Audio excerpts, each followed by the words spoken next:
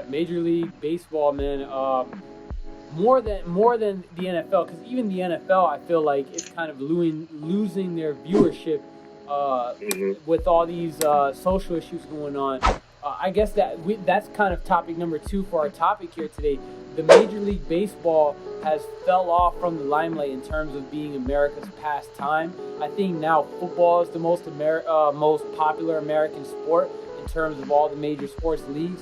Uh, I wanted to ask you guys, what do you think is the biggest difference in terms of how the MLB is handling their social issues and social injustices, and how their players respond to that, compared to how leagues like the NFL and the and the NBA are doing?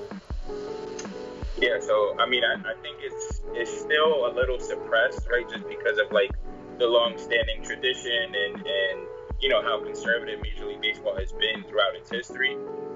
Really, for the first time ever, we're seeing Major League Baseball actually take a stance as a league, right, on social issues. Because before, you'd have some players here and there, kind of speak out on injustices, but now for the first time ever, the league as a whole is coming out and speaking against the injustices that are going on in society today.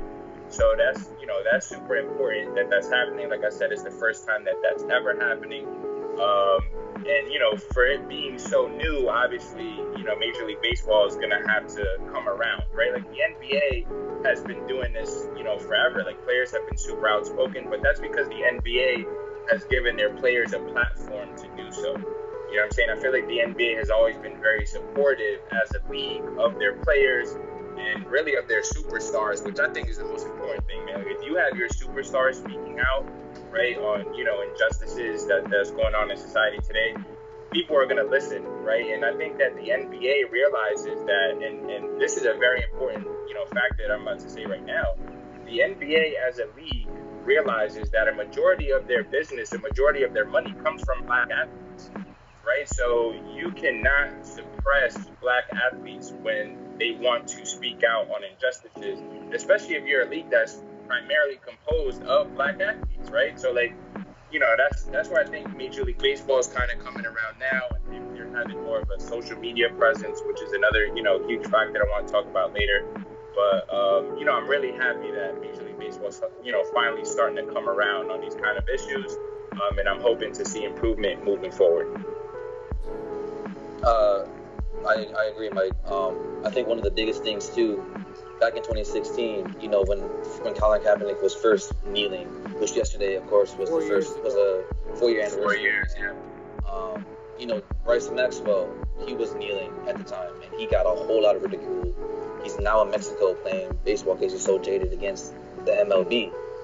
And I think one of the biggest things with the MLB is the fact that they're not ahead of the social justice issues because they don't have a huge black player membership. Absolutely. Right? I could probably tell you maybe on one hand how many black players there are in my mind, and I just know of like Mookie Betts, of course, Andrew McCutchen,